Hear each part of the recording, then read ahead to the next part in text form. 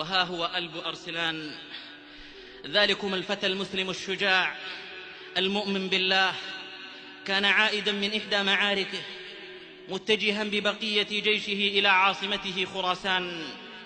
سمع به إمبراطور القسطنطينية رومانوس، فجهز جيشا قوامه 600,000 مقاتل. والله ما جمعوا هذه الجموع إلا بقلوب ملؤها الخور والضعف والهون. جاء الخبر لأرسلان ومعه 15,000 مقاتل في سبيل لا إله إلا الله.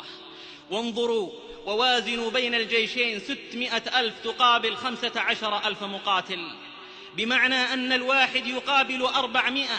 هل هذه قوى جسدية؟ إنها قوى العقيدة وكفى يا أيها الأحبة. نظر هذا الرجل في جيشه، جيش منهك من القتال، ما بين مصاب وما بين جريح، قد أنهكه السير الطويل. فكر وقدر ونظر في جيشه، أيترك هذا الجيش ليدخل بلاده ويعيث فيها الفساد، أم يجازف بهذا الجيش 15,000 مقابل 600,000؟ فكر قليلا ثم هزه الإيمان، وخرجت العقيدة لتبرز في مواقفها الحرجة.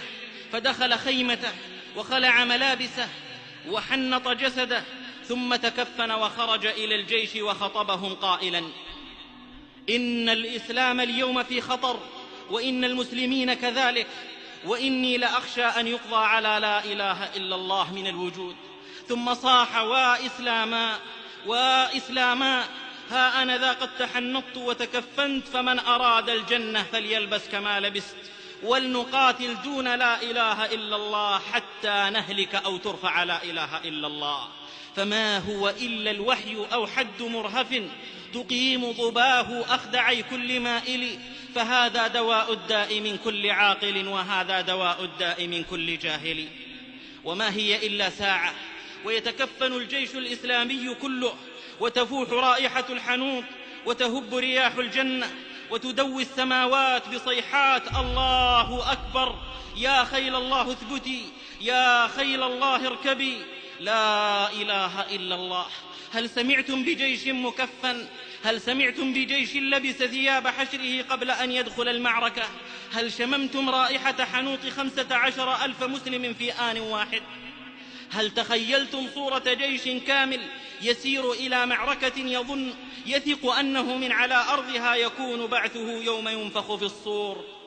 التقى الجمعان واصطدمت الفئتان، فئة تؤمن بالله وتشتاق إلى لقاء الله، وفئة تكفر بالله ولا تحب لقاء الله. ودوت صيحات: الله أكبر، واندفع كل مؤمن ولسان حاله: وعجلت إليك ربي لترضى. تطايرت رؤوس وسقطت جماجم وسالت دماء. وفي خضم المعركة إذ بالمنادي ينادي مبشرا: انهزم الرومان وأسر قائدهم رومانوس.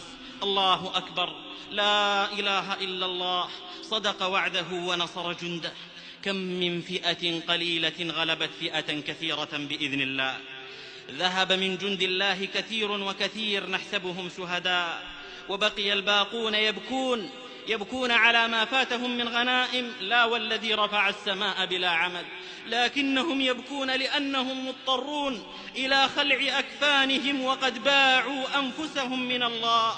أما القائد المسلم فبكى طويلا وحمد الله حمدا كثيرا، وبقي يجاهد حتى لقي الله بعقيدة لا يقف في وجهها أي قوة.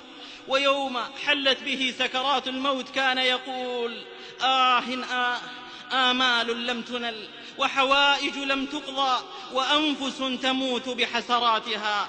كان يتمنى أن يموت تحت ظلال السيوف، ولكن شاء الله له أن يموت على الفراش. إن العقيدة في قلوب رجالها من ذرة أقوى وألف مهند. إن العقيدة في قلوب رجالها من ذرة أقوى وألف